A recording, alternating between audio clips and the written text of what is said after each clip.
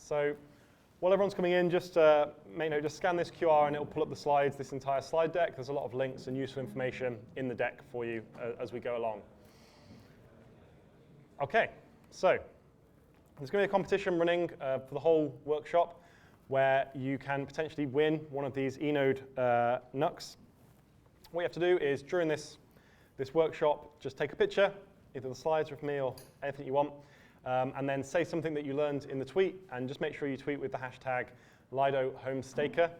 And what we're going to do at the end is look at all the tweets that came through and just pick a random one, and that person will receive the machine.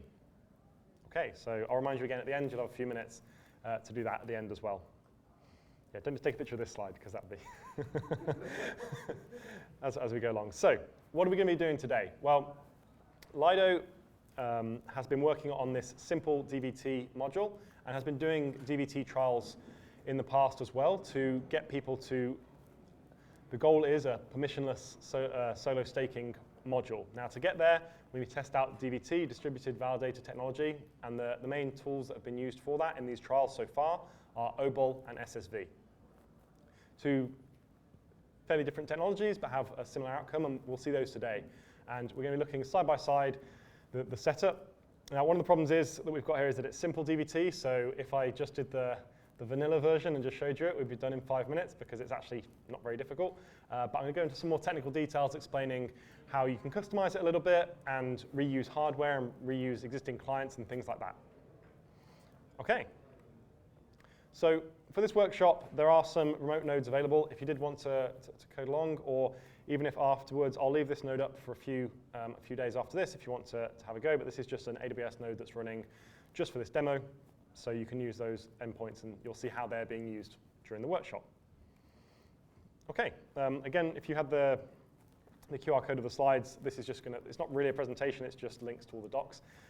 This is the full chain setup doc. So what we're going to do now is jump over to the demo, and I'm going to talk you through where we're starting, and then we'll go into the Obol and SSV setups. So to start with, what I have here is an EC2 on Amazon, and it's just a machine that is running right now. And the reason I've picked that, I normally stake from home on lots of different NUCs. It's just easier for this demo to have a machine that I can build up and then delete. So it's running on the cloud now, and it's got Geth and Lighthouse running. While they are majority clients, they're being used in the DVT trials just to be consistent. So you can see here on this machine, we've got a Geth folder, and a Lighthouse, and MVP Boost. So that is running bare metal on this machine. And if you want to see how to actually set that up for yourself, there is this DV Stakers documentation, which is what was linked in the presentation. And you can see here, this is all the information about how to install Linux, how to specifically install Geth, and these are the instructions we're going to be going through.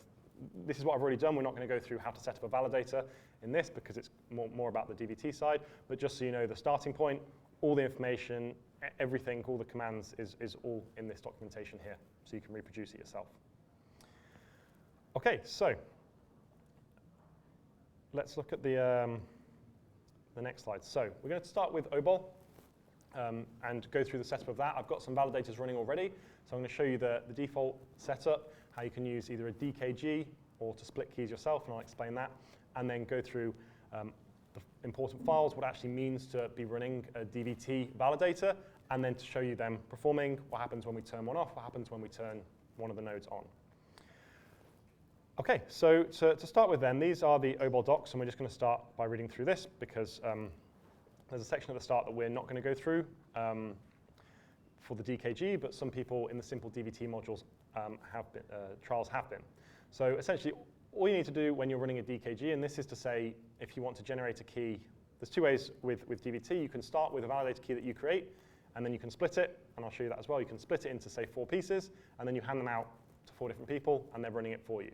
Now, you still have the original key, which can be a good thing, can be a bad thing, depends on the use case and specifically how it's being used, but those are the 2 options.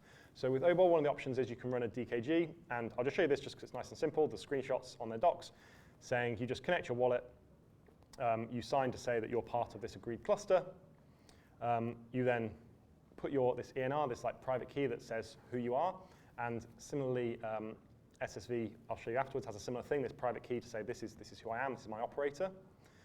and then you run the DKG, which is as simple as just running a command on your machine. So I was showing you that just to be clear of that side of the process, but what does it mean? What's the outcome? Another alternative is, I'll show you here with the splitting keys. So if you have a validator key, what you can do with Obol is to create this key splitter, and all the commands are here, and it allows you to take your key store for your validator and split it into multiple key shares that are then given out. So this script just shows you how to do that. I'm going to skip over that for now and show you, well, so what? What's the outcome?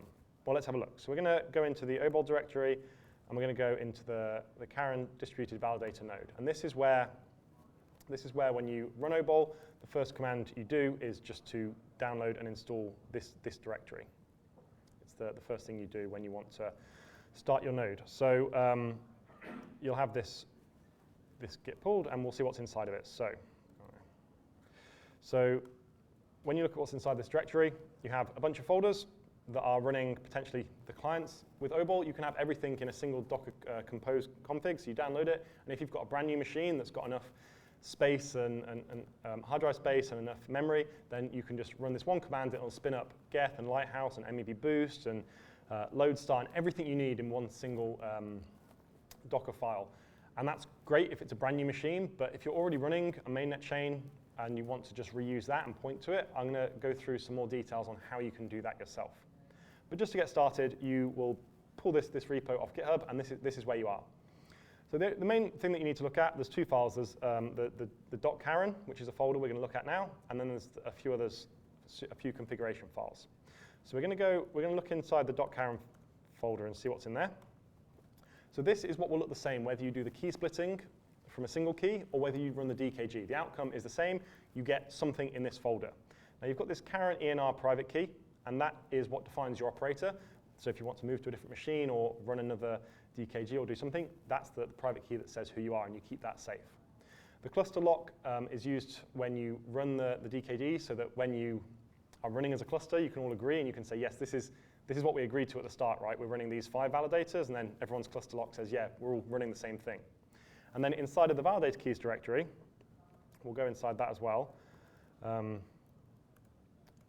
You can see there is a key store and JSON and the text. The text is the password to unlock that validator, and that's all that's there. So if we ran a DKG, this is the outcome. So when you're trying to run your Obol validator, all it is the keys are in that .karen. Okay, so we've downloaded the directory, we've just cloned it from GitHub, and we've done the DKG, or we've put the keys in there. Now, how do we configure it to get it to work? Well, if we look inside the Docker Compose file, we can look at how this, we can look at what's actually going to be running. So if we start at the top, this is what's underneath when you're running this DVT client with Obol. So we've got Geth running, and you'll hopefully recognize there some of the configuration. It's just a standard Geth install. Nothing special there, it's just hidden underneath. Lighthouse again, very standard install, running underneath. Karen, now this is where we get to something that's DVT specific. Karen is the DVT client, the middleware, which is being used by Obol to act between a validator client. So the best way to describe it would be you've got execution layer, consensus layer, Obol, so you've got Karen sitting there in the middle, and then you've got your validator client, your VC underneath. And it's structured like this in the docs, so we can actually see it. You've got LoadStar below. So this structure explains actually the flow and how it works. So LoadStar is a standard VC client that's being used to sign the keys. The difference is what key is being signed. And the key that's being signed is a key share, a piece of a key that has been that is then aggregated by Karen. So each individual node, if there was 4 people, 4 nodes, would be running this. Their Karen clients or their full stack on their machines. Each of their load stars would sign the keys, and Karen would talk to each other and aggregate it and say, great, this is now one single signature, and we're going to go off and submit that to the network through the beacon node and the execution layer. So that's what we're working on here. This is the config file. You can also see MEV Boost is here, and then there's some monitoring. Now, if you just ran the command, it's just Docker Compose up. Again, all the instructions that we're following are just following from this doc here, just Docker Compose up, and that would be enough for it to work. Now, as I said, you may not want to run another full Geth and Lighthouse mainnet on your machine. So there are things you can do to to configure that so you don't have to use it yourself, reuse one. So I'll show you that now. So there's a Docker has a neat feature called Docker Compose Override. And what you can do here is without editing that Docker Compose file, which can cause problems with Git conflicts if they update it. It's nice here, you can just go in the Docker Compose Override, and this is all linked in the docs in the presentation here to explain this is the Docker Compose Override. It's to say, well, I don't want Geth to run, I don't want Lighthouse to run, and I don't need MEV Boost because they're already running on my own clients. So it's really simple, you can pick and choose whatever you want, not too scary, hopefully. The other thing you need to consider is the EMV file, so we're just going to look at that as well. And as you can see here, the four things you need to say are, what is the beacon node endpoint? So if you're not going to be using the built-in one, which would have been Lighthouse in that case, you need to tell Karen, well, where do I look? And this is a public endpoint, so if you were setting up Obol right now on your machines or after this workshop, going through it, you can put this endpoint and it will work for you, or any public endpoint or any endpoint you've set up. And the Karen addresses and the P2P port allow you to communicate between different nodes. And that is it. So in here, we can just see that. So we're going to look at the logs now. So if I ran Docker Compose up, we'd start getting these logs. And this is now the node running. This is a live Goerli node running right now. And it's not as pretty in the log format. So let's go over to the Grafana dashboard and take a look at this. So here we have the Grafana dashboard showing the peers that are online. So we have 3 peers. The first 3, they're all running on the same machine for this demo, but we've got the first 3 clients running there. And you see number 3 with the star. Well, that's me. That's the node you just saw being set up. And when you connect your node, and this is what we're doing with simple DVT now, it's as simple as just logging into this dashboard and saying, well, who else is online? And if you scroll across, you can see who's been up for so long. And it doesn't show on this dashboard, but I'll switch back to a different version where you can also see attestations. So you can actually see who's attesting and who's proposed blocks, which is really helpful. So not only can you see, well, who in my cluster is online, which is nice, but are they actually participating? Are they attesting? Which is good to know. So really important information here. The latency, if you're too far away, there are latency issues. Anything over like 250 millisecond latencies, you're going to start to have problems with block proposals, and MEV Boost will start to have issues there. So it's something to consider and something you can look at there. OK, so that is pretty much like a quick overview of Obol and how that works. So I'll just pause there for a minute and ask, are there any questions? Anything else you'd like to know about the Obol setup?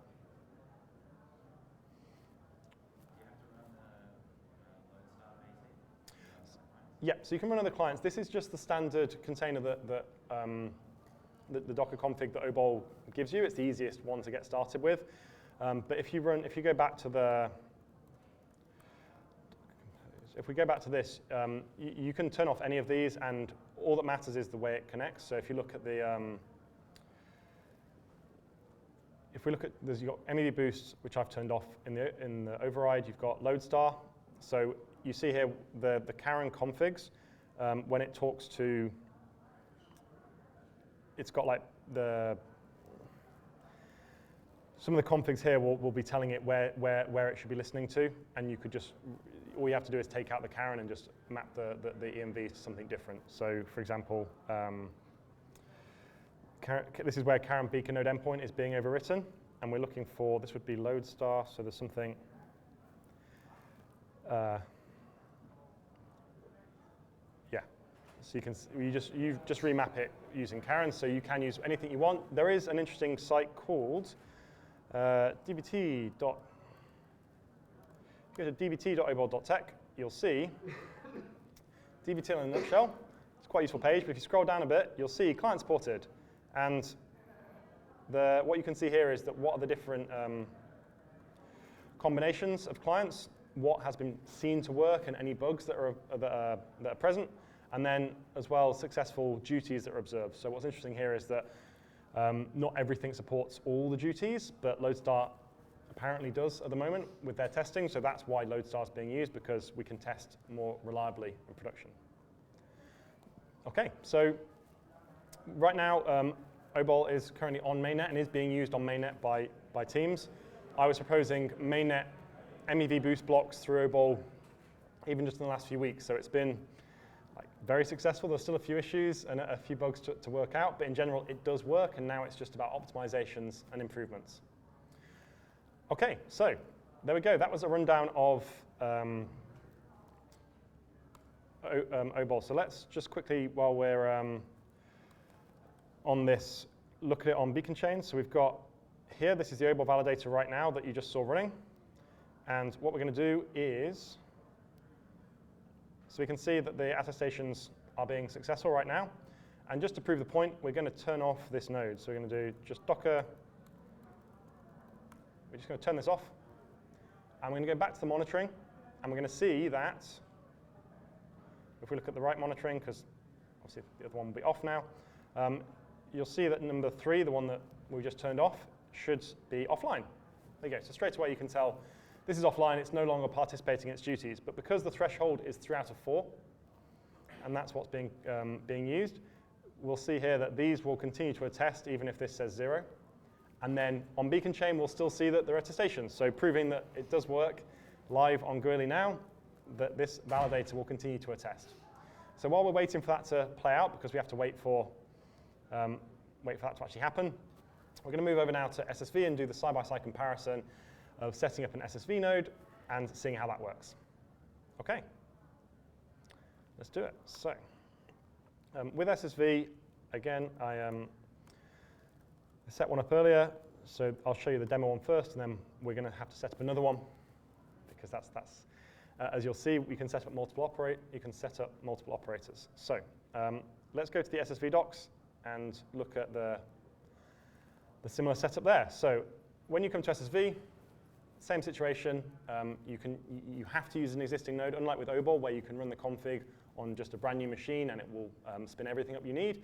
SSV doesn't just says point at your existing nodes. You have to go through that existing node setup yourself first, but that can be better for client diversity and not everyone using the same clients.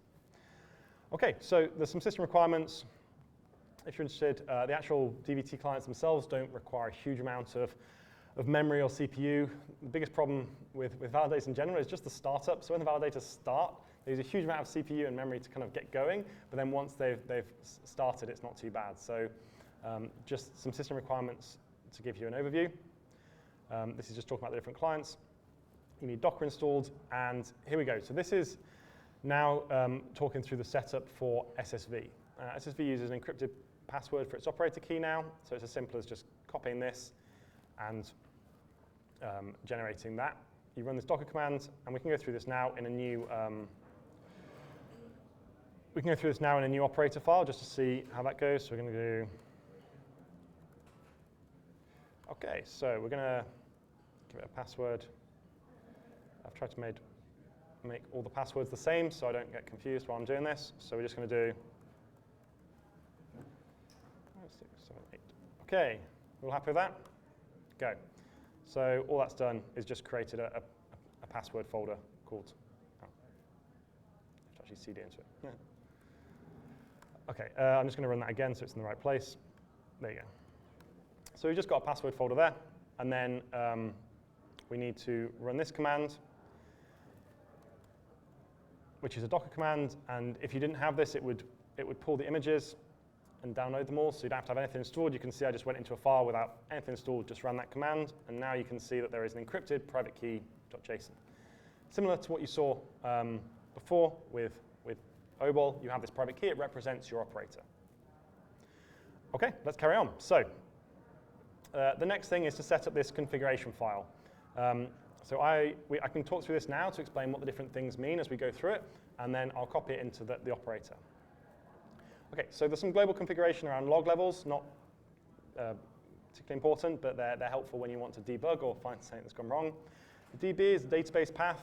This doesn't have to be set up in advance. You just leave it as it is, and it will start saving the information. That's useful for things like slashing databases, but also when you connect with SSV, because SSV is smart contract based, you have to actually connect to the execution layer through a WebSocket, which we'll talk about in a minute.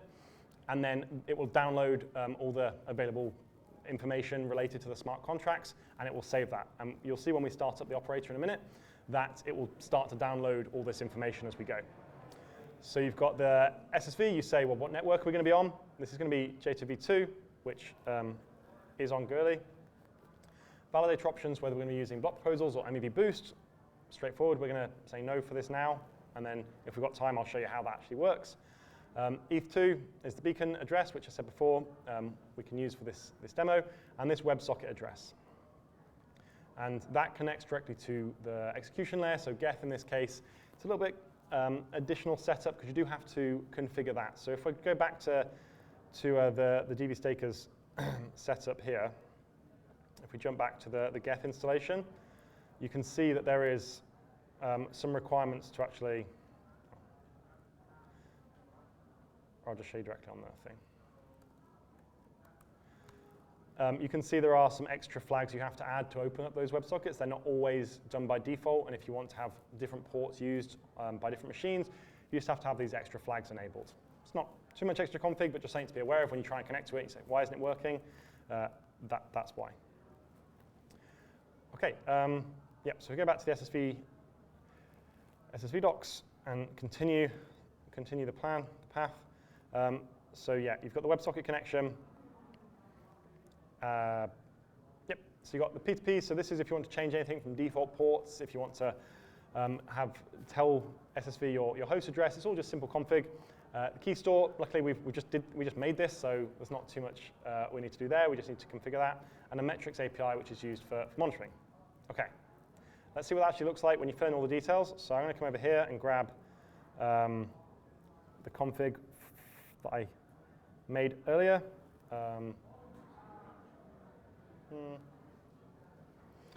There's going to be what you need to do is change these ports to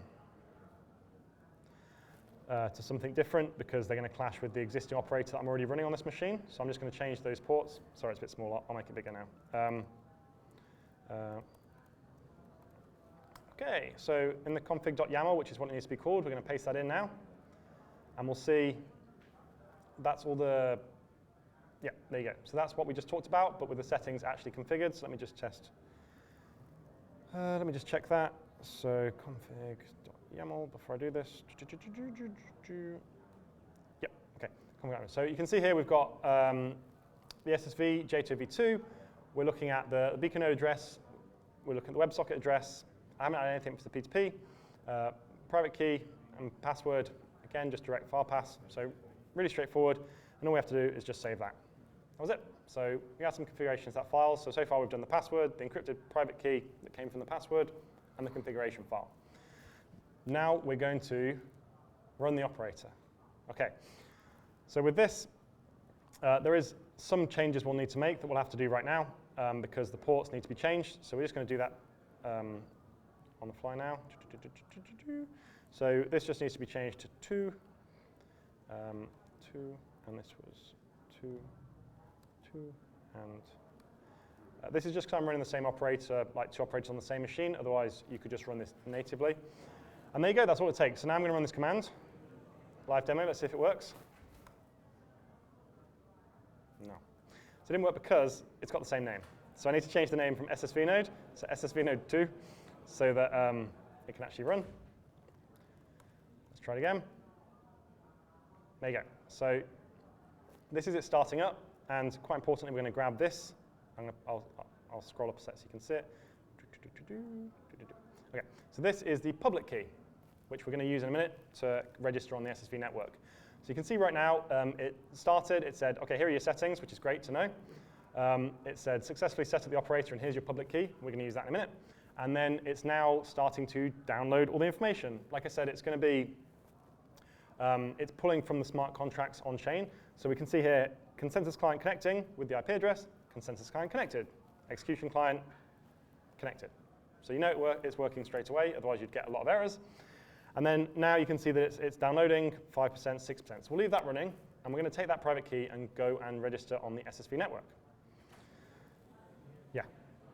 So we go to app.ssv.network, and you can see my account, and we're going to look at operators. So you can see here I previously registered for this demo this operator, 362, and we can actually go to the SSV Explorer and look at the one I made earlier. We can see that this is also a validator that is right now validating on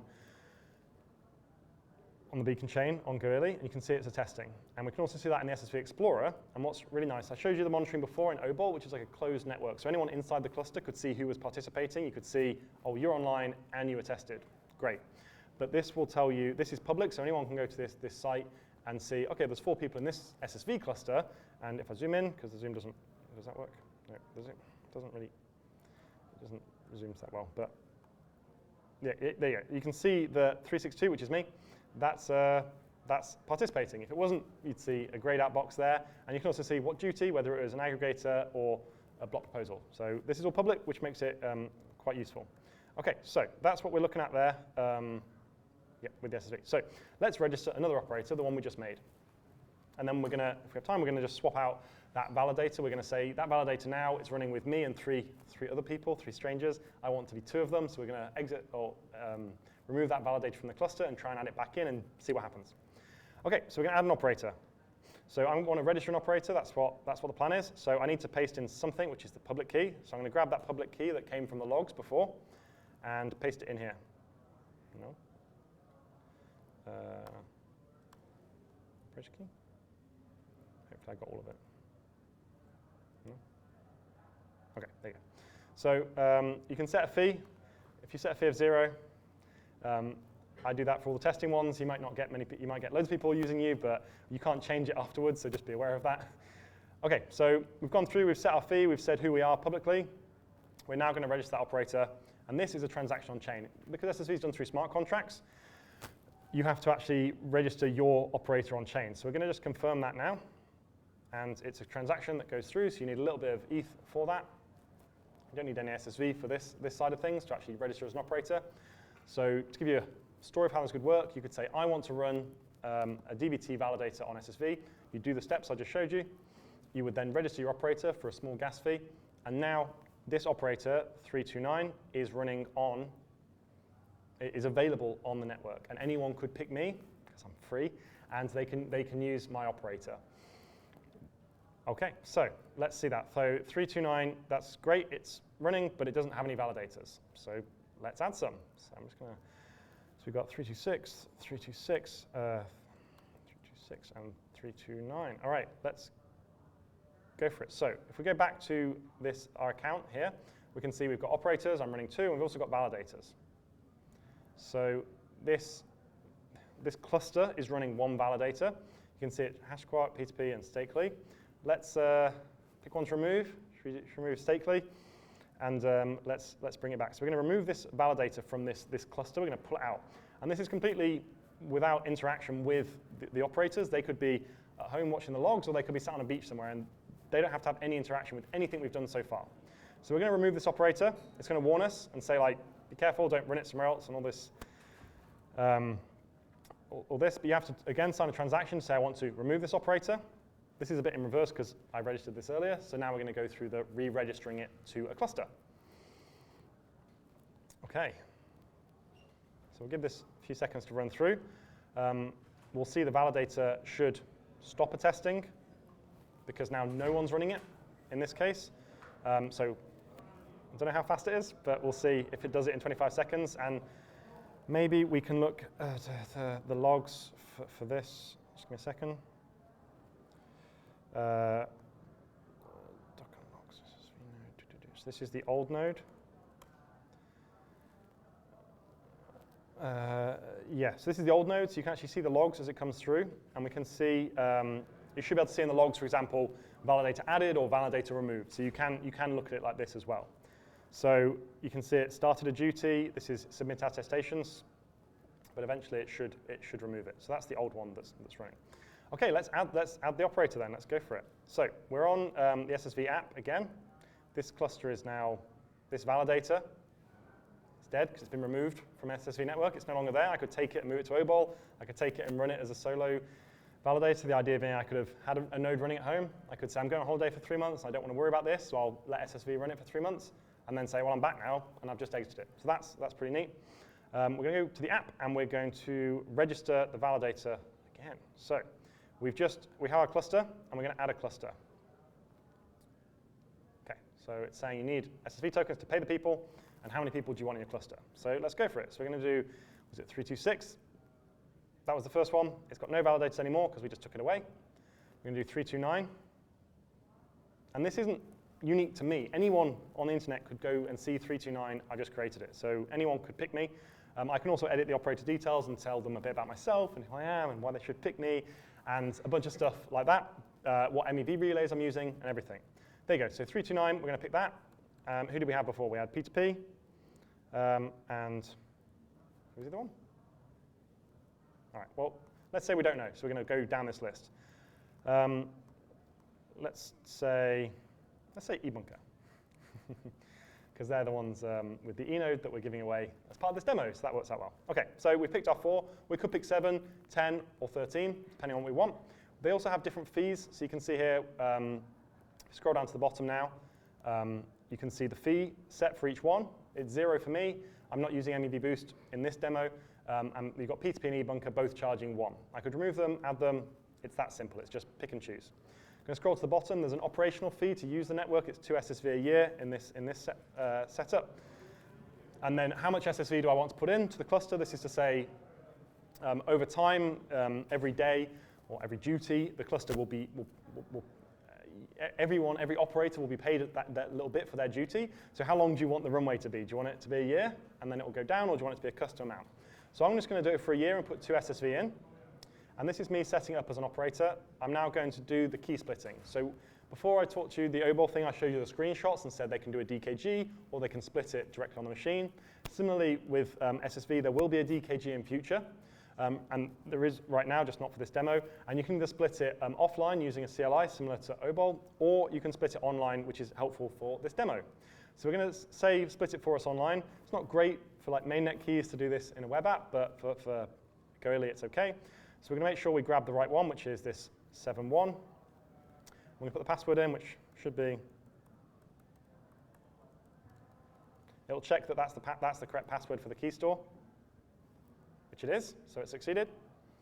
And now it's going to say, don't run it in 2 places. So it's making sure that you don't say, publish it to the SSV relay and get these operators to run it, and then also have it running somewhere else. So I say, yep, I understand, that's fine. And then it's just a recap, checkout transaction to say, well, this is what you've got. It's going to be a fee, the network fee and the collateral. Let's go. Let's register the validator. So hopefully, that's all it takes.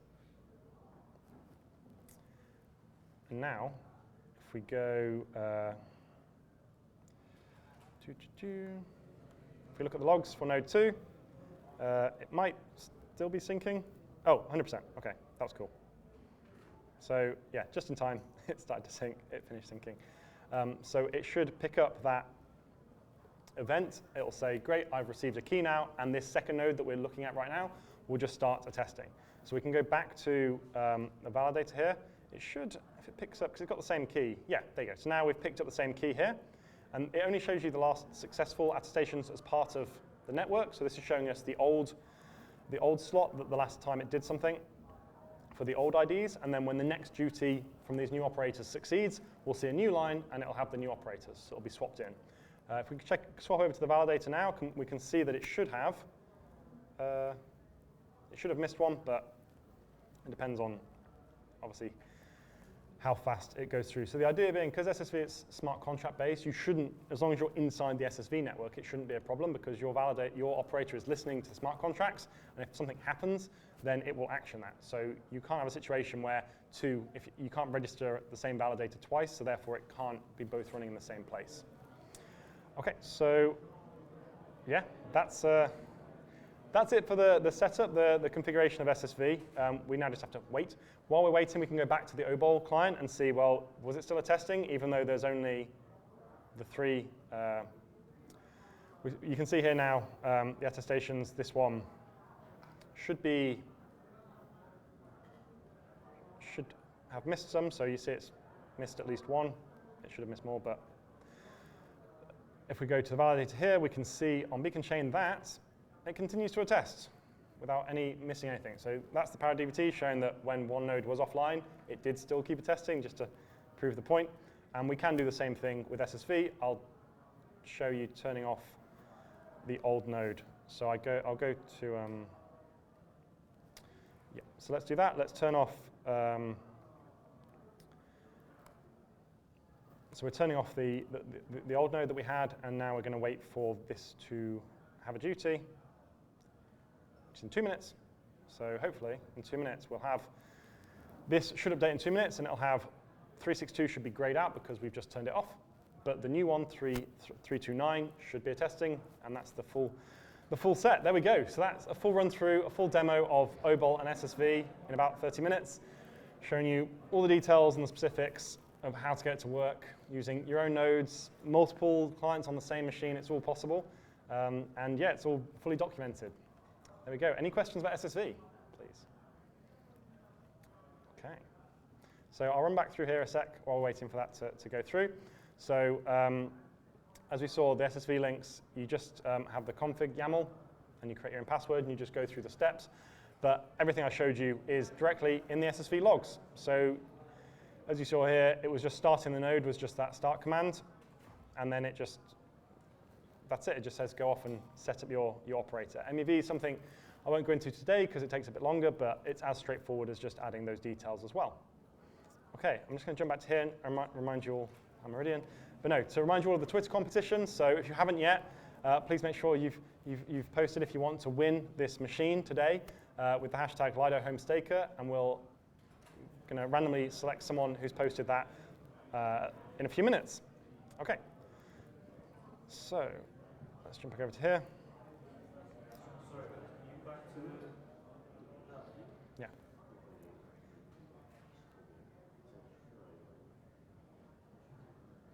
OK, so we're just going to wait the 1 minute, the 1 minute and a few seconds to see this block, and that's giving you the time to post on Twitter if you want. And then once this is done, we'll do the competition. We'll see. We'll jump over to Twitter and we'll see. Hopefully it was an empty hashtag before we started. So there we go. We've got some people part of it. Still need some more guys because we're going to do a random selection and we can't pick Will. So at the moment we've got a guaranteed winner unless anyone else wants this free machine to stake from home with. Okay. Okay, we got some more people coming in, so that's right.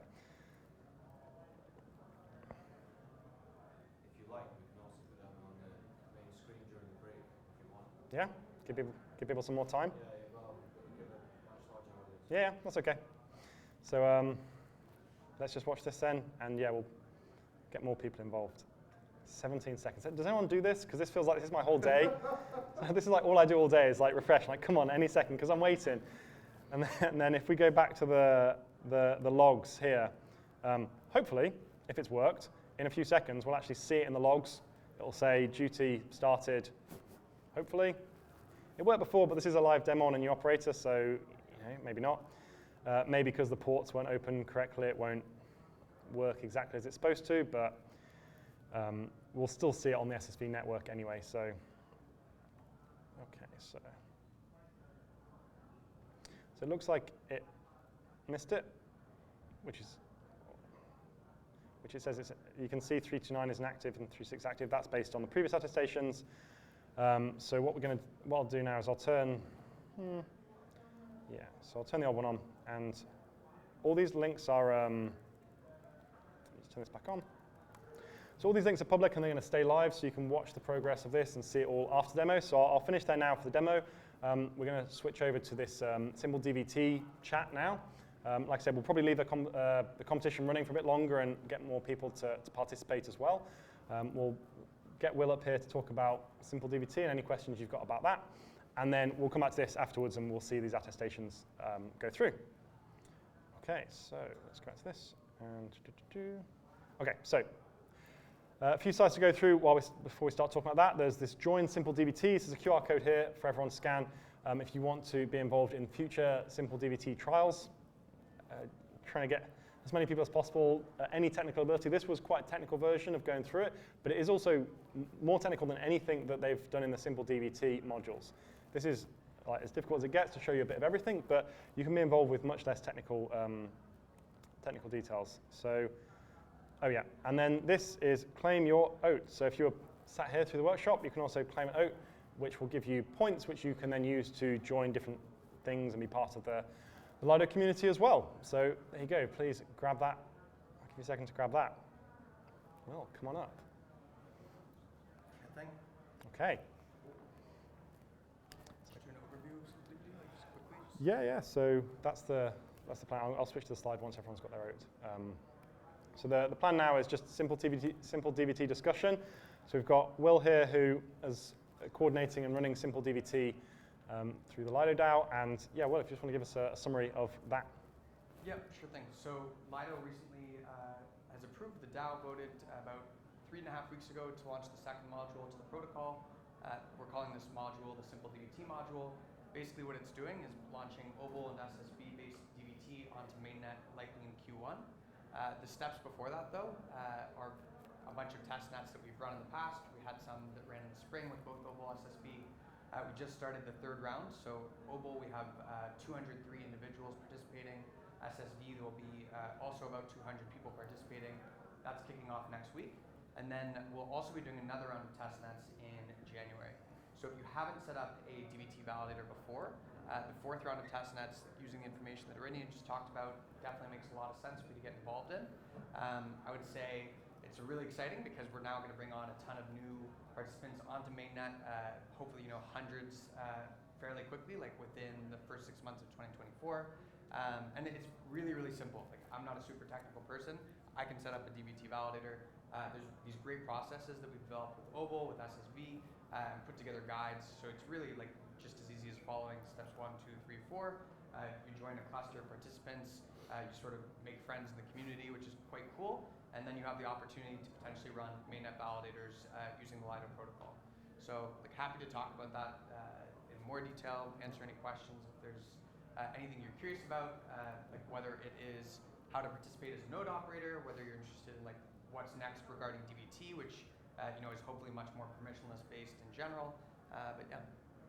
Brilliant, yeah. So that's what I just showed you there was similar to what is being already used in simple DVT. It's Obol right now, that's what's being used to start with, and the SSV trials starting soon. It's not particularly technical, like I said, it's no more difficult than what I showed you, and even simpler. If you have a machine, you can just run a few commands and it works. And from my experience, there's not too many people, say, staking from home or getting involved in that way, so anyone should feel comfortable doing it, and even learning. It's not, we're all about education, particularly in the community lifeguards. It's all about educating people and supporting that community. So if anyone was interested or was sat here thinking, oh, it sounds great, but it's not for me, I'd encourage you to reach out or talk to me after, because I'd love to show you that it is possible and how to make that happen for you. Who here's run a DVT Validator before? Raise your hand. A few? We need some more. Yeah. You guys should definitely fill out the form. Go back to Yes. that. If you haven't filled out this form, I would highly encourage it. So you have about 2.5 months. Eridian's also going to be doing another set of workshops virtually, which will also probably be like a little bit more where you can follow along and do it at your own computer, which would be helpful too. So definitely fill this out, and it's like a very easy way for us to follow up with you. Brilliant. So if there are no questions for now, that's fine, but come speak to us after if you are interested, and particularly for anyone watching the recording or watching online, just reach out to us either directly, or there's the Lido community Discord that you can join and be involved through that as well. Just a quick question, just for purpose people who watch this later. Just a brief sort of hardware necessity if we want to join DVT, or Yeah. what So do they need basically? well, they need either one of these machines that we're giving away. So this is what you need. But the hardware requirements for any standard full staking machine, it tends to be a 2 terabyte SSD, NVMe SSD. That's the main limitation, because you need it to be big enough to store the full mainnet chain, which is on the order of 1.2, 1.3 terabytes. And then you also need enough memory to be able to run. So we're talking like 16 gigabytes of memory. Really, you can run with a bit less, but ideally something like 16 gigabytes. And a fast enough processor to be able to keep up with everything. So a fairly new machine. These Intel NUCs are great, but you can run on less hardware as well. There's this is one. There's also Home Node, which is the Lido box that we've seen with the blue case. That's made by a guy called Florian, and he is printing those and making those for about $450. And that is a full spec machine that is running. And I'm currently running those in the UK and some nodes out there in Kenya at the moment using this low cost hardware. So it is possible and achievable. They could do. The limitation there is that, so that's the question is about using an old laptop or old hardware. The problem with that is it needs to kind of stay on all the time, particularly for the Lido trials, and you're trying to show that you could also run it on mainnet. So even though, yes, you could run some of this testnet stuff, like Holsky, for example, if you did this whole trial, I used Gurley, which was like 600 gigabytes. If you were on Holsky right now, you could do this all with like 12 gigabytes of SSD, and it would be fine. So yes, you can run this testnet, you can run all this through on testnet, and it's fine, but for mainnet, and that's the goal of the Lido trials, is to move people onto mainnet, you would want to be running on similar hardware that you intend to use for mainnet, because that's the point, that's what we're trying to prove. Okay, brilliant. Well, thank you very much. We'll jump back over to here. We'll check the SSV one, see if we can see anything. Not right now, but I'll check that through in the logs. I think it's because there was you have to open all the ports and stuff properly, and I had it done for the first one, not the second one. Okay, great. And then, yeah, just to also plug DV Stakers, which is what a lot of this content has been created through. This is just an educational resource, similar to like ETHStaker, but specifically around DVT. And this is something that I created with a team, and we run nodes in a few different countries. And the one to mention right now is the Kenya node that we went out and set up. And through a LEGO grant supporting this initiative, we originally set it up in an office in Nairobi, and now we're moving out to a rural village near Kilimanjaro, where we're going to be setting up with Starlink and solar panels and running DAP node. And just to prove the point, we can see here this machine right now is a DAP node that I'm VPNing into that is running in Kenya right now. And we can see that the chain, this is, if we look at Nethermind here, we can see that there is a full chain running in Kenya right now, and should also in future DAP node machines be compatible with the simple DVT trials that Will was talking about, which means that you don't even have to do any of the technical stuff I just showed you. You can just literally go to the DAP store and install hopefully in future, just the Lido package, and it will just work. So we're trying to cover all angles to make sure that if you are interested in joining, it should in future be as simple as just clicking get, and then you're participating. Okay, great. Thank you very much, everyone. Thank you. Okay.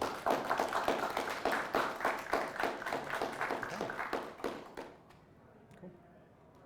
So yeah, we'll put the slides up for the competition. If you want me, we can do that. There's a few tweets on that, but if you want, I can arrange. Yeah, I mean, maybe it would be quite cool if there is enough to have the people in the room, because we participated in it. Obviously, just more concerned if there's only like. Okay, well, let's go for it then. We'll do the competition now, because everyone here would know what to do with it. So the goal of the competition was to say, like, what they do on like the radio, they will say that was the last refresh, and I'm just going to count who's done it. So we got 1, 2, 3. Got 3. 3's good. 3 people that care. So this is what we're winning, the eBunker node, and we're just going to go on to the random number generator between 1 and 3. Okay, are we ready? Generate. 2. So, and just yeah, okay, so we're going to go back, and we're going to count from the top, and we're going to go 1, 2. Luckily, that's the middle, so it doesn't matter. So, JJ, you are the winner. There we go, congratulations. Okay, so yeah, I think, do we have the node with us physically, or is that somewhere? There we go. So come on up and join us, so we can take a picture of, if that's okay, yeah, it would be helpful, because we're going to get a picture of the, sorry, let me just put the, I want to put the slide up. Right? Okay, so let's not drop it. You know the whole iPhone thing where you drop it? Here we are. Great. Hey, thank you. All right, you got it? Thank you. That is yours. Congratulations, man. Yeah, good to meet you as well. We'll come talk in a minute. All right, thank you. There we go. That was great. Woo.